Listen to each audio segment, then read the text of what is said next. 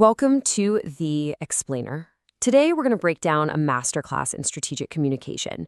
It's all about how to take a passionate, deeply personal vision and turn it into a structured, accountable plan that gets the buy-in you absolutely need.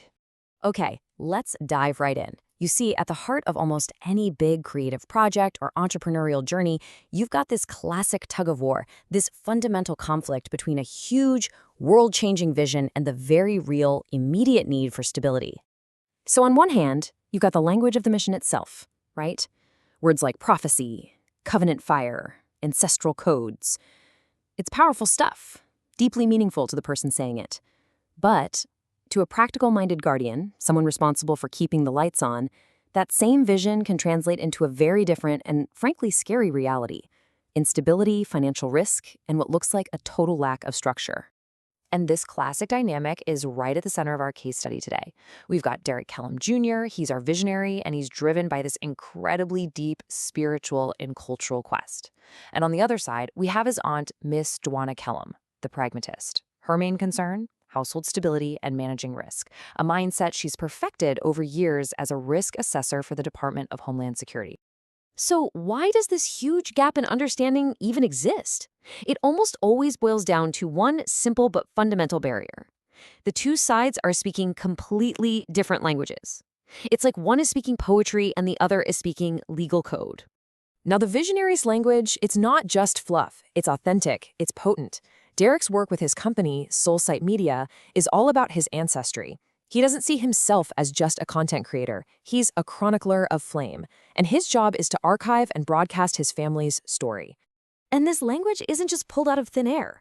There's a whole framework behind it. It's rooted in things like astrology and prophecy, a worldview that sees this work as a profound generational calling to, burn through all the secrecy and reveal hidden truths. But let's just pause for a second. How does all of this translate to someone whose entire career is built on procedure, on policy, on mitigating risk? What does a person trained to spot system failures hear when they hear the language of prophecy? It sounds like this. To a systems expert, that beautiful, passionate vision sounds like a high-risk liability. Unsupervised displacement, that's a red flag. It's jargon for immediate danger. An individual operating without any oversight, without structure, without a safety net. It's a problem that needs to be contained, not a vision that needs to be supported. So here's the crucial pivot point. The solution isn't to just talk louder or with more passion.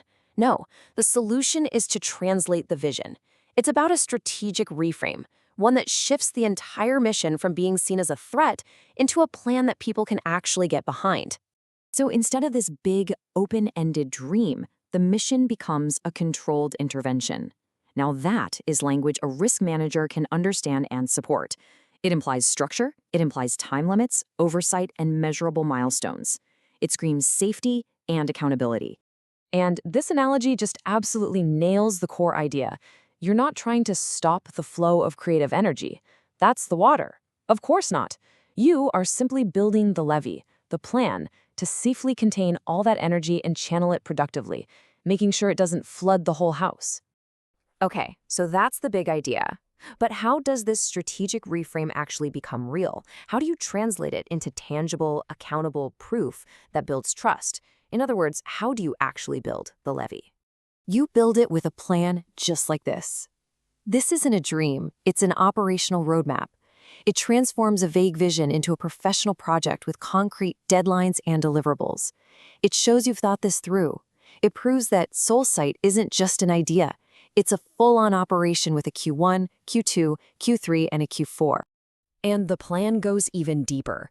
The controlled intervention clause, this is where the rubber really meets the road. It addresses all those ground-level concerns. It's not just about what you'll produce, it's about how you'll operate day to day. Documented work hours, contributing to the household, a structured routine. This proves your commitment to discipline and accountability. So, with a solid, structured plan in hand, the final step is to change the nature of the ask itself. You're no longer asking for a handout or a favor. You're proposing a partnership. This is how you speak the protector's language. You use their terms, like stabilization period. You don't hide the challenges, you acknowledge them directly. And crucially, you make the core argument.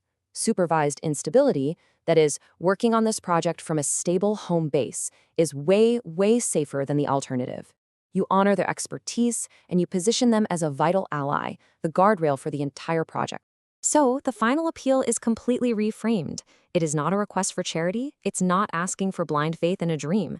It is an invitation to invest in a documented, disciplined legacy that is actively being built, right now, not just imagined.